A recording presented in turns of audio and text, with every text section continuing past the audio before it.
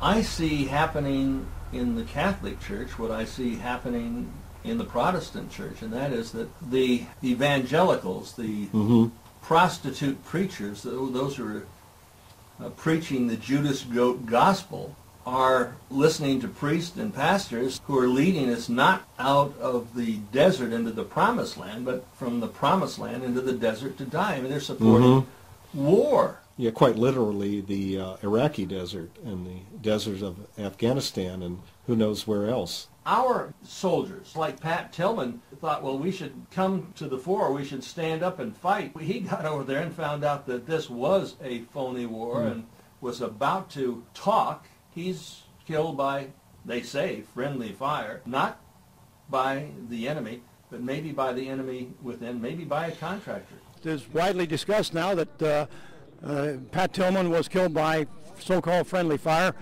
and my conclusion was that that may not have been accidental, and there's plenty of good reason to believe it might not have been accidental. That's what murder is, killing on purpose.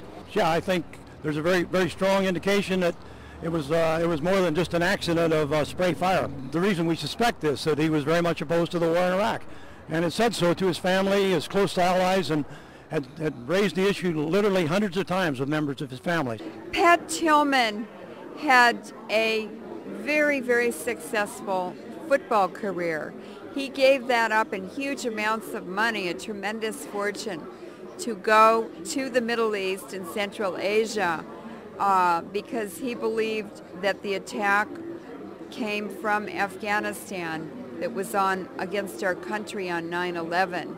What he didn't know was that it was a false flag operation by insiders in our own government. Pat Tillman, who was killed by, after they made him a hero, he's killed in battle. It was friendly fire. Probably it's going to turn out he was probably murdered by other men in his outfit. Who was there beside these military police? Military intelligence, CIA, Navy SEALs sometimes, civilian contractors from Titan Corporation. I still want to pursue this question about this P4 memo. The P4 memo was sent to 3 generals, to Kinzinger, Abizaid, and Brown. And the memo is advising these generals to let the Secretary of Defense and others know that there may be a problem if they refer to how Pat Tillman was killed. How is that believable that 3 generals wouldn't send up the chain of command a memo like this?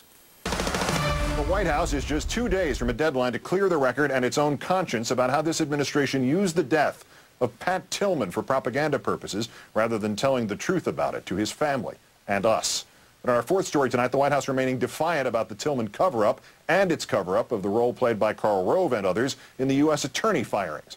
We told you on Friday that President Bush had invoked executive privilege to prevent Congress and Corporal Tillman's family from learning the truth about what the White House knew and what the Pentagon knew about the friendly fire death of the former football star and when they knew it.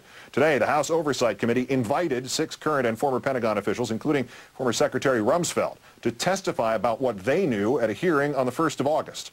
We know that it was an inside job, and when 9 generals are officers of this government lie to falsify the story, it can only mean one thing. This is a contract killing by the CIA. Is the CIA an army of individuals who have a license to kill? It's like Murder Incorporated, right? Oh, are you kidding? The CIA makes the mafia look like a Sunday school class.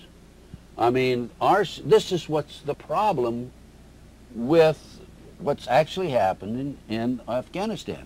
When he got to Afghanistan, he began to discover the lies and the false basis for the wars, and he became very disillusioned and wanted to blow the whistle on this pack of lies.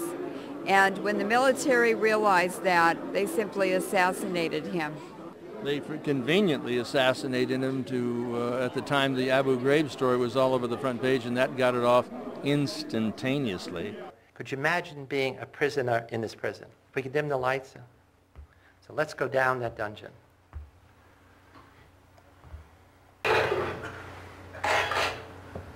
Well, we don't torture people.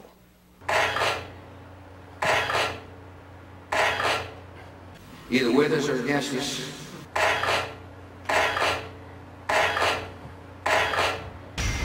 You're either evil or you're good. Let me say that again to you. We don't torture people.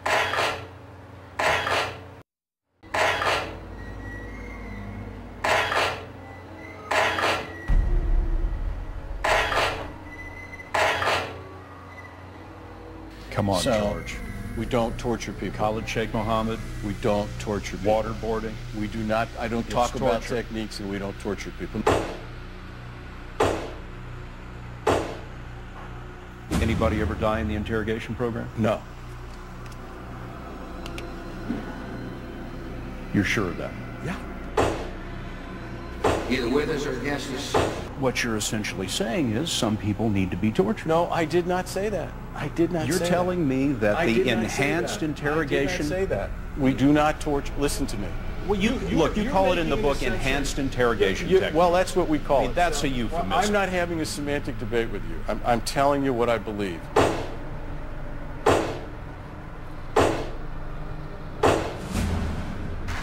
Still, the president awarded Tennant the nation's highest honor for a civilian, the Medal of Freedom.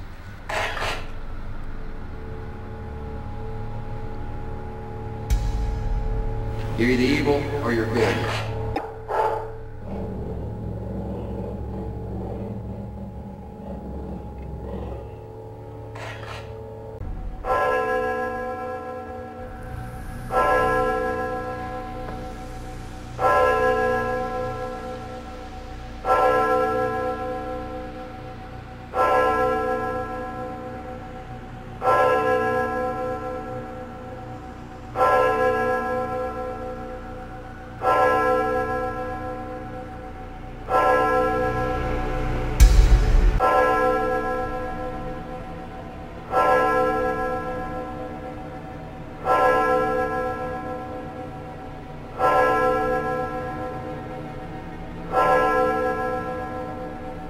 About the Tillman case, what would the possible executive privilege claim be in a case about which the president has denied any knowledge? All right. Well, I think it's hard pressed. I mean, this is really coming out of Vice President Cheney's shop, which views executive privilege as almost an absolute thing, which is invoked whenever a White House official is mentioned or questioned.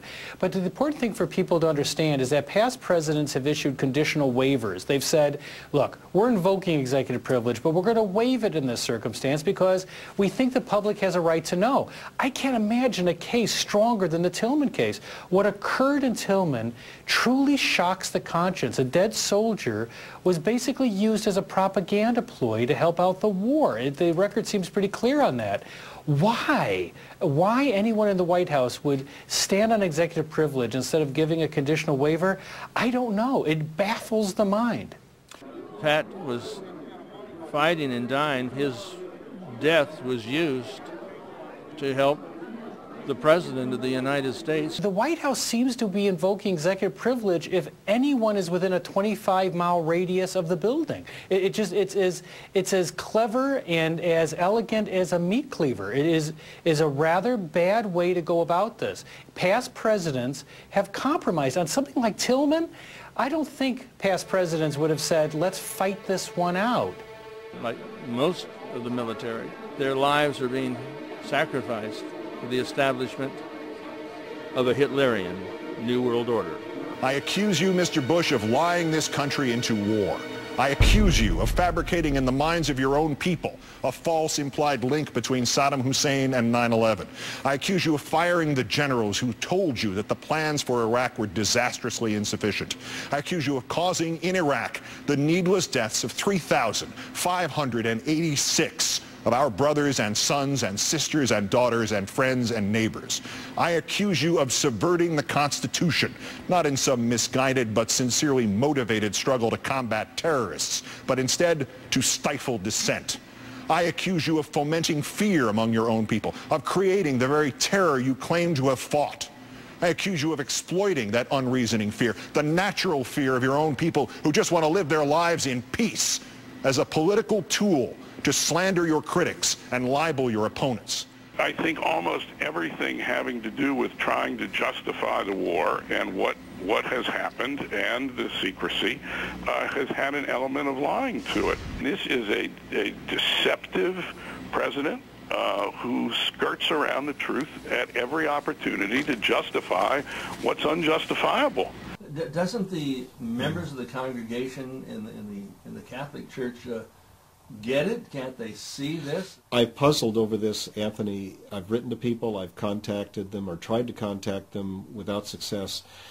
And they're in denial of this, some I think. Others are more specifically conspiratorial about it. Catholic Zionism? Theologically, it's described as dispensationalism. It's a heretical theological agenda. I started to notice a lot of similarities between what the dispensationalist churches are doing in the United States versus what Nazi Germany did.